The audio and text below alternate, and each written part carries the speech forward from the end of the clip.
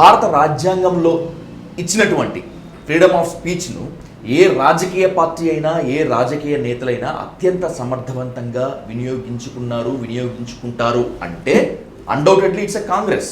ఎందుకంటే కాంగ్రెస్లో ఉండేటువంటి వ్యక్తి స్వామ్యం ఫ్రీడమ్ ఆఫ్ స్పీచ్ ఏ ఒక్క పార్టీలో ఉండదు. అలాంటి కాంగ్రెస్ను వదిలి ఇప్పుడు మీరు టీఆర్ఎస్లో చేరారు. అఫీషియల్గా 20 తారీఖు చేరుతారు. ఇంత ఫ్రీడమ్ ఉంటుందంటారా జీవన్ రెడ్డి గారు ముందు మీకు? మీరు అనేది కొంత ఆలోచించదగ్గది, నేను కాదని ఆయన. కానీ అసలు కాంగ్రెస్ పార్టీ ఎక్కడ ఉంది? మీరు అనేది కాంగ్రెస్ పార్టీలో స్వేచ్ఛ, ప్రజాస్వామిక freedom of expression all are there. నేను కాదంటే నేను అసలు లాస్ట్లో కాంగ్రెస్ పార్టీ ఎక్కడ ఉంది అంటున్నాను నేను. It has become private limited company of Revanth Reddy. Okay okay it has become private limited company of Revanth Reddy. ఇంకెక్కడ కాంగ్రెస్ పార్టీ? మరి అటువంటి ప్రైవేట్ లిమిటెడ్ కంపెనీలో కొనసాగమంటారా మీరు? ఉండమని చెప్పను, వెళ్ళొద్దని కాదని. ఇప్పుడు బీఆర్ఎస్ పార్టీలో మీరు ఏ మేరకు స్వేచ్ఛ పొందుతారు అనేది మీరు దీనికి ఒక లైవ్ ఎగ్జాంపుల్ కూడా చూపిస్తారు జీవన్ రెడ్డి గారు. మీతో పాటు మంత్రివర్గంలో పనిచేసినటువంటి పొన్నాల లక్ష్మయ్య గారు ఇప్పుడు బీఆర్ఎస్లో ఉన్నారా లేరా అనేటువంటి పరిస్థితి కూడా చాలా వరకు ఉంది. మీకు తెలుసో లేదో ఈ మధ్య ఒక క్లిప్, ఒక పేపర్ క్లిప్ ఒకటి బాగా వైరల్ అయింది. పొన్నాల లక్ష్మయ్య మీకు కాల్ చేసి, నా పరిస్థితే బాగాలేదురా బాయ్, దీంట్లో ఎట్లున్నో ఏందో కూడా అర్థం కావట్లేదు, నువ్వెందుకు వస్తావని చెప్పి పొన్నాల లక్ష్మయ్య మీకు చెప్పారని చెప్పి ఆ క్లిప్ వైరల్ అయింది. నిజంగా జరిగింది లేదయ్యా. ఇప్పుడు పొన్నాల లక్ష్మయ్య గారు ఏది ఇస్తుందో, నేను బీఆర్ఎస్ పార్టీలో చేరుతున్న సందర్భంగా he called me, I called him back. Okay, yes welcomed. అవునా? Yeah, he has welcome. Suresh Reddy has welcome. ఇప్పుడు నాకు ఒక్కటి చెప్పండి అన్న, ఇప్పుడు మీరు పొన్నాల లక్ష్మయ్య గారు 2023 శాసనసభ ఎన్నికల సందర్భంగా బీఆర్ఎస్ పార్టీలో కలిసిండే. సరే, BRS party last the elections. Okay, ఈ పొన్నాల లక్ష్మయ్య గారికి ఉన్నటువంటి ఒక ఏంటి, పోరాటం చేయాలి. పోరాటం చేయడానికి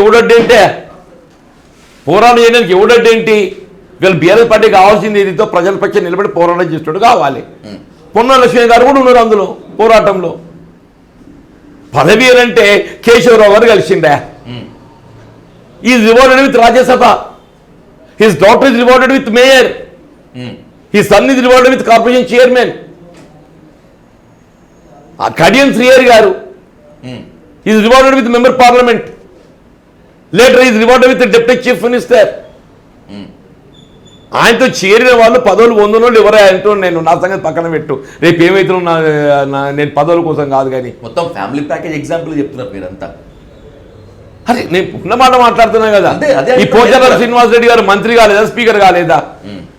ఈ పోచారం శ్రీనివాస్ రెడ్డి గారు కేసీఆర్ గారి ప్రభుత్వంలో మంత్రిగా పనిచేయలేదా, స్పీకర్గా పనిచేయలేదా? కానీ ఇప్పుడు కాంగ్రెస్ లోకి వచ్చి ఆయన సంతృప్తి లేడు. ఏదో తెలియదు దేవునికి ఎరక.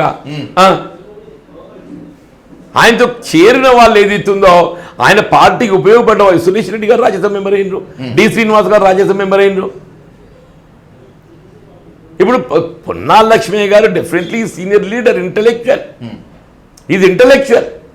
కాంగ్రెస్ పార్టీ ఆయనను గౌరవించలేని పరిస్థితుల్లో ఏదైతుందో ఎన్నికల సమయం లోపల బీఆర్ఎస్లో చేరిండు. ఓకే, సరే, BRS party last the election unfortunately.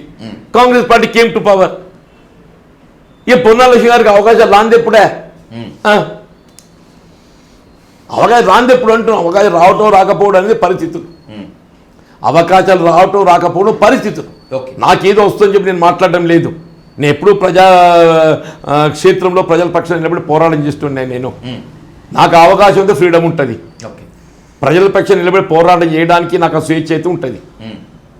ఈ మరి సాల్ that is enough for me. నేను ఆ స్వేచ్ఛతోనే బీఆర్ఎస్ పార్టీలో పోతున్నా.